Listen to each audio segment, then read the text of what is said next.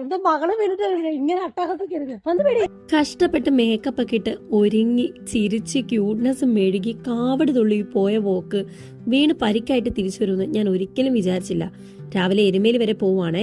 ഞങ്ങളുടെ അയൽക്കാരായ സനീഷേട്ടന്റെ വീട്ടില് കൊന്നമരത്തിൽ ഒരു കൊല മാത്രം കൊന്നപ്പോ നിൽക്കുന്ന കണ്ടായിരുന്നേ. ഈ ഒരു പയറ് കണ്ടിട്ട് ഒരു ദിവസം എന്റെ അച്ഛയുടെ പെങ്ങള് ഇളയ അപ്പച്ചി ഇവിടെ വന്നപ്പോ ചോദിച്ചു, ഈ പയറൊക്കെ ഇവിടെ ഉണ്ടല്ലേന്ന്.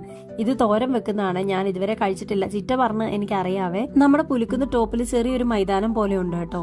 ഇവിടെ പിള്ളേര് കളിക്കാറുണ്ട്, പിന്നെ അറക്കാനുള്ള മാടിനെയൊക്കെ കൊണ്ട് കെട്ടാറുണ്ട്. ശബരിമല സീസണായ അയ്യപ്പന്മാര് വണ്ടി നിർത്തിയിടുകയും ഇവിടെ നിന്ന് പാചകം ചെയ്യുകയൊക്കെ ചെയ്യാറുണ്ട് കേട്ടോ. പിന്നെ മുണ്ടക്കയത്തിലുപരി എനിക്ക് എരുമേലിക്ക് പോകാൻ ഭയങ്കര ഇഷ്ടമാണ്. മുണ്ടക്കയത്തെക്കാട്ടിലും നല്ല രസമാണ് കണ്ടു പോകാനായിട്ട്. നല്ല രണ്ട് സൈഡിലും റബ്ബറൊക്കെ ആയിട്ട് നല്ല പ്രകൃതി ഭംഗിയാണ്. പിന്നെ അയ്യപ്പ മാസാണ് പറയാൻ വേണ്ട. ആദ്യം തന്നെ അങ്ങാടിക്കടയിലോട്ടാണ് കേട്ടോ പോയത്. അവിടെ അമ്മയ്ക്കൊരു മരുന്ന് മേടിക്കാൻ ഉണ്ടായിരുന്നു. പിന്നെ നമ്മുടെ സ്വന്തം വാവരുപള്ളിയിലോട്ട്.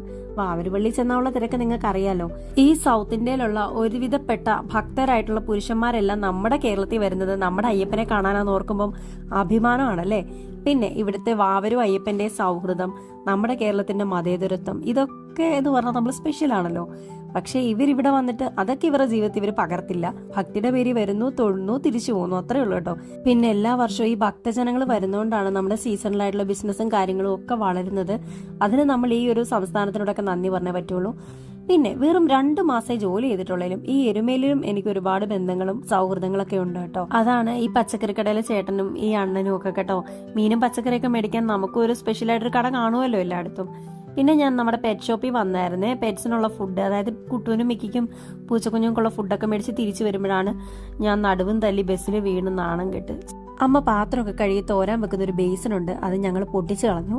അപ്പോൾ അതിന് പകരമായിട്ടൊരു ബേസിൻ മേടിച്ചുകൊണ്ട് വരുവാണ്. ഇതിനകത്താണ് സാധനങ്ങളൊക്കെ ഇട്ട് വെച്ചിരിക്കുന്നത്. ഇതുമായിട്ട് വന്നപ്പോഴാണ് ഞാൻ ബസ്സിൽ തട്ടി വീണത്. ഞാൻ വീണ് വിഷമിച്ച് വരുമ്പം എൻ്റെ അമ്മയുടെ സന്തോഷം നിങ്ങളൊന്ന് കാണണം. എന്നാ ചിരിയാന്നറിയാം. ഞാൻ ആ വീഡിയോ എടുത്തിട്ടില്ല, കാണിക്കാറുന്നില്ലെങ്കിൽ.